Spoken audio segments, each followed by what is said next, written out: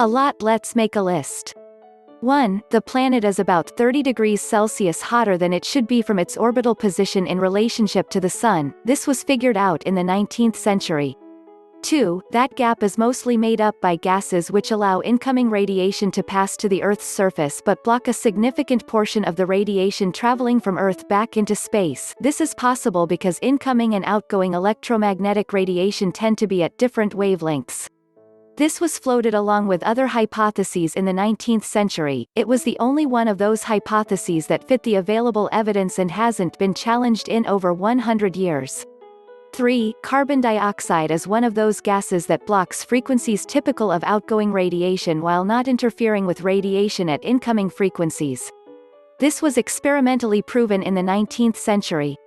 4. Water vapor is another one of those gases. It makes up the largest part of the 30 degrees mentioned in 1. The amount of it found in the atmosphere depends on the temperature, meaning that it works like an amplifier circuit in electronics, amplifying smaller changes in other greenhouse gases. 5. Carbon dioxide levels have been rising roughly since the mid-17th century, roughly coinciding with the beginning of the Industrial Revolution, with high-quality readings since the 1950s.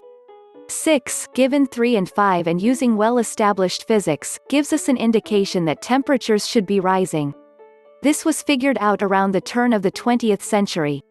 7. The global average temperature has risen about 1 degree Celsius since the mid-17th century, with most of that rise and far better data occurring in the 20th and 21st centuries. 8. While carbon dioxide can come from a number of sources, example volcanic activity, we can pinpoint burning of fossil fuels as the most likely thing that is driving changes in overall levels.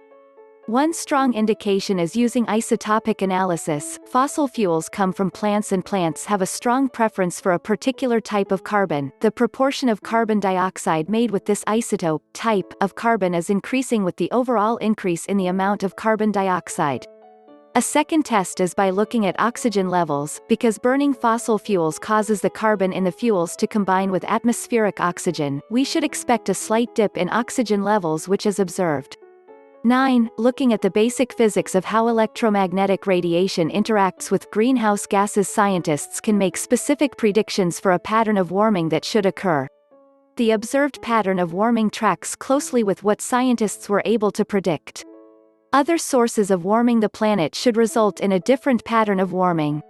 10. Using proxies, tree rings, ice cores, corals, pore count and fossilized leaves, scientists have been able to reconstruct temperatures going back hundreds of millions of years with higher quality data for the last 200,000 years and much better for the last 1,000 or so.